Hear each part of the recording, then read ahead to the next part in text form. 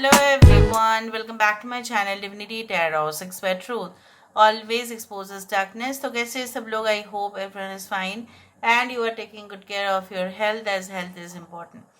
तो आज का टॉपिक कुछ इस तरह से है कि after the new moon on 4th, you can say like 3rd to 4th, what will happen after this? क्या होने वाला है, क्या घटित होगा न्यू मून? सो एक न्यू मून होता है time for manifestation because it is the beginning of the cycle, और फुल मून होता है एंड ऑफ द साइकिल. सो यहाँ पे आपका कोई चीज़ नई शुरुआत होना, फिर फुल मून में जाके वो कंप्लीट होना. ठीक है, उस तरह से. So best of luck to all of you. देख लेते हैं आपके प्रेजेंट सिचुएशन किस तरह से है. टाइमलेस है, कलेक्टिव है for all zodiac science and it is a general prediction. Okay, क्योंकि ये होने वाला है after right of new moon. So after new moon होगा, सो ऑब्वियसली टाइमलेस है, कभी भी आप देख सकते हैं. सो लेट्स सी आप करेंट सिचुएशन में क्या एक्सपीरियंस कर रहे हैं, उसके बाद हम देखेंगे इस डेक से कि क्या आने वाला है. इससे पहले मैंने एक ही रीडिंग दिया है, इसके ऊपर आई बटन पे जा रहा होगा, प्लीज़ देख लीजिएगा. यूनिवर्स पर गाइड्स प्लीज़ गाइड करें कि मेरे जो व्यूअर्स हैं उनकी ज़िंदगी में करेंटली वो क्या एक्सपीरियंस कर रहे हैं, करेंटली इनकी ज़िंदगी में क्या चल रहा है, प्रेजेंट सिचुएशन में क्या चल रहा है, what is going on in the present situation of my viewers. जो भी इस वीडियो को देखने वाले हैं उनके प्रेजेंट सिचुएशन में क्या चल रहा है. Okay, so we do have the false person. यहाँ पे है वेल्दी मैन, यहाँ पे है ऑक्यूपेशन, यहाँ पे है toil and labour, thief, we do have thoughts,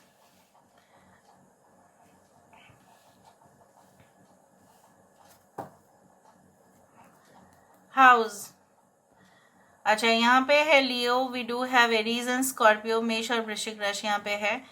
Gemini we do have 24, that is 6 is very important, 38, 11, 34, 13 आप देख सकते हैं, 20, 2002. ओके, बाद में हम और भी साइंस को लेके डिस्कस कर लेंगे.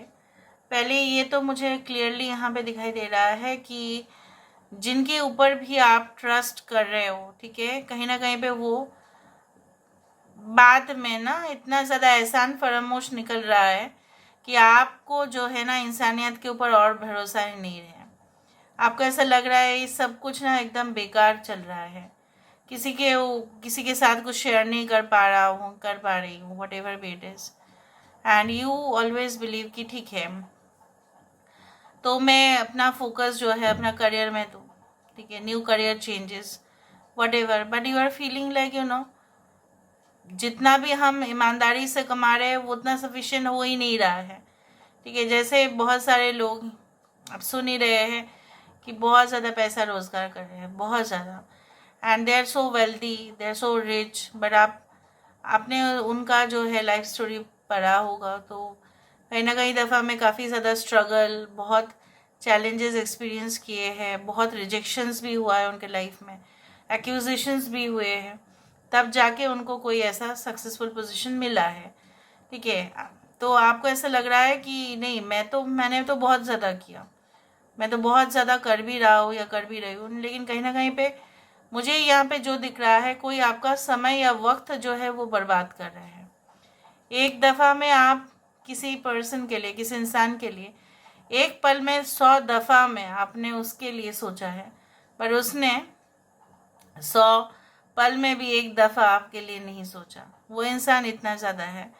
So you got engaged, you got so much intimate with that person, but फिर भी जब आपने अपने कुछ शेयर करने की कोशिश की तो आपने देखा वो इंसान not interested.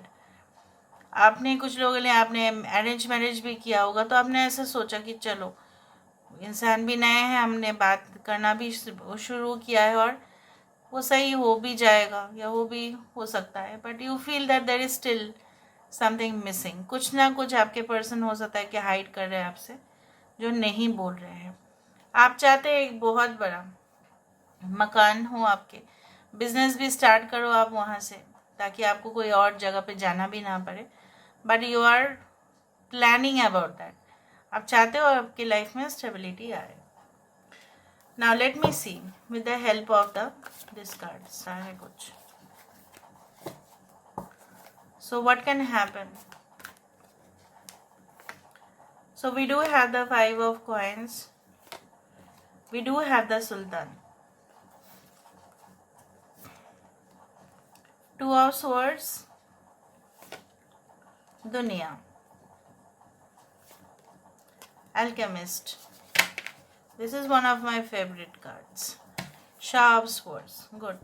Taurus, Virgo, Capricorn, Vrishabh, Kanya, Makar Rashi, Aquarius, Gemini, Libra, Leo, Taurus, Aquarius and Scorpio. Gemini is very important. 2, 4, 21, 21, 12, 12 हो सकता है कि आप देखते हो। यहाँ पे मुझे इस तरह से दिख रहा है कि आपका ट्रांसफ़र, आपका माइग्रेशन कोई और जगह पे, कोई और संस्था में, कोई और ऑर्गेनाइजेशन में हो सकता है, अच्छे खासे पोजीशन में भी हो सकता है, लेकिन आपको ऐसा लग सकता है कि नहीं, वो मेरा जो प्रीवियस जॉब है ना वही अच्छा था, क्योंकि मैं वहाँ पे एडजस्ट कर लेता था।